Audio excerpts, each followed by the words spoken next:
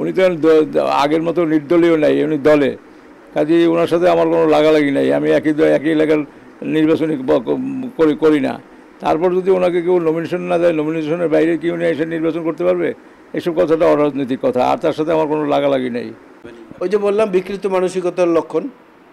নিজেকে প্রকাশ করার জন্য তো অনেক কিছু হয়, অনেক কিছু হয়। দেখেন না, অনেক সময় দেখা যায় যে মানুষ, কোনো একজন খুব কাছের মানুষ উলঙ্গ হয়ে রাস্তায় হাঁটছে। কেন হাঁটছে? ঘরে গিয়ে আবার ঠিকই কাপড় পরছে, বলছে যে মানুষ আমাকে নিয়ে আলোচনা করুক, আমাকে নিয়ে কোনো আলোচনা হয়। বিএনপি চেয়ারপারসন বেগম খালেদা জিয়ার উপদেষ্টা মুজিবুর রহমান সরওয়ার ও মোয়াজ্জেম হোসেন আলালের কঠোর সমালোচনা করে গত 20 জুলাই উজিরপুর উপজেলা বিএনপির সম্মেলনে বক্তব্য দেন দলটির জাতীয় নির্বাহী কমিটির সদস্য শরফুদ্দিন আহমেদ সান্টু। তিনি আলাল প্রসঙ্গে বলছিলেন, এই আলালের জন্য আমি তারেক রহমানের কাছে গিয়েছি, বলেছি নমিনেশন দেন, আমি পাশ করাবো। এরপর 5 লাখ টাকা দিয়েছি, তার ভাই নিছে 1 লাখ, এই 6 লাখ টাকা দিয়ে এখানকার এমপি বানিয়েছি। এমপি হয়ে আমাদের বাসে দেওয়া শুরু করেছে। আর সরোয়ারকে উদ্দেশ্য করে বলেন, বেশি বাড়াবাড়ি করলে বরিশাল শহরে ইলেকশন করব। উজিরপুর বানারীপাড়ার 50,000 লোক বরিশাল শহরে থাকে, ভোট পেতে হলে আমার কাছে আসতে হবে। যারা বরিশালের রাজনীতি করেন তাদের অনুরোধ করি, আমাকে আঙ্গুল দিয়েন না। স্বদেশকে দেওয়া একান্ত সাক্ষাৎকারে সান্টুর সেই সমালোচনার জবাব কৌশলে দিয়েছেন মুজিবুর রহমান সরওয়ার ও মোয়াজ্জেম হোসেন আলাল। আমি তারেক রহমানের কাছে গিয়েছি, বলেছি নমিনেশন দেন, আমি পাশ করাবো। এরপর 5 লাখ টাকা দিয়েছি, তার ভাই নিছে 1 লাখ, এই 6 লাখ টাকা দিয়ে এখানকার এমপি বানিয়েছি। এমপি হয়ে আমাদের বাস দেওয়া শুরু করেছে। বিএনপি আমলের কেসে এখনও ভুগছি আমরা, এসব আলালের কাজ। যিনি এই কথাগুলো বলেছেন তার উত্তর হচ্ছে খুব সহজ, এটা যে কেউ বুঝবে, একজন বাচ্চা শিশু হোক।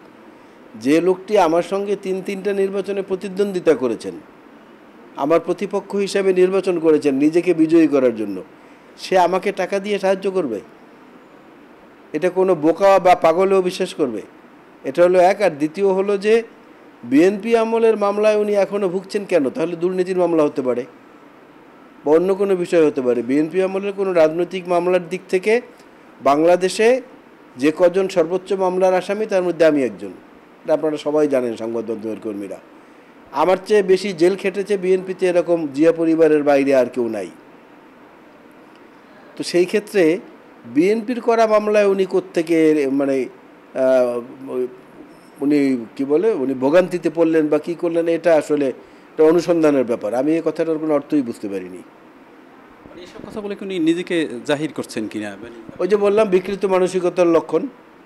নিজেকে প্রকাশ করার জন্য তো অনেক কিছু হয়, অনেক কিছু হয়। দেখেন না, অনেক সময় দেখা যায় যে মানুষ, কোনো একজন খুব কাছের মানুষ উলঙ্গ হয়ে রাস্তায় হাঁটছে। কেন হাঁটছে? ঘরে গিয়ে আবার ঠিকই কাপড় পরছে, বলছে যে মানুষ আমাকে নিয়ে আলোচনা করুক, আমাকে নিয়ে কোনো আলোচনা হয় না, তো এই জন্য একটা আলোচনার খোরাক জুগিয়ে দিলাম, এরকম হতে পারে। উনি আপনারও সমালোচনা করেছেন, আপনি সদর আসনের বারবার নির্বাচিত এমপি, আর উনি বরিশাল 2 আসনে এমপি নির্বাচন করেছেন, 2বার জিততে পারেননি। তো উনি আপনাকে উদ্দেশ্য করে বলেছেন যে বেশি বাড়াবাড়ি করবেন না, বরিশাল শহরে 50,000 লোক আছে উজিরপুর বানারীপাড়ার, যদি বেশি বাড়াবাড়ি করেন তাহলে উনি নাকি এখানে আবার নির্বাচন করবেন। উনি তো আগের মতো নির্দলীয় নাই, উনি দলে, কাজে ওনার সাথে আমার কোনো লাগালাগি নাই। আমি একই এলাকার নির্বাচনী করি না। তারপর যদি ওনাকে কেউ নমিনেশন না দেয়, নমিনেশনের বাইরে কি উনি এসে নির্বাচন করতে পারবে? এসব কথাটা অরাজনৈতিক কথা, আর তার সাথে আমার কোনো লাগালাগি নেই।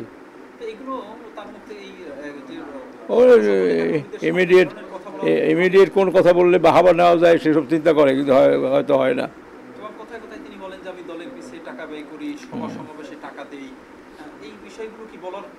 না বলা, উনি সময় দেয় না। এলাকায় টাকা দিলেই রাজনীতি হয় না, রাজনীতিতে সময় দিতে হয়, রাজনীতিতে লোকজনকে নিয়ে কথা বলতে হয়। স্পিরিট অফ পলিটিক্স, এটা একটা ভিন্ন ব্যাপার। আমরা রাজনীতি করবো না, আমি শুধু এমপি হইতে চাই,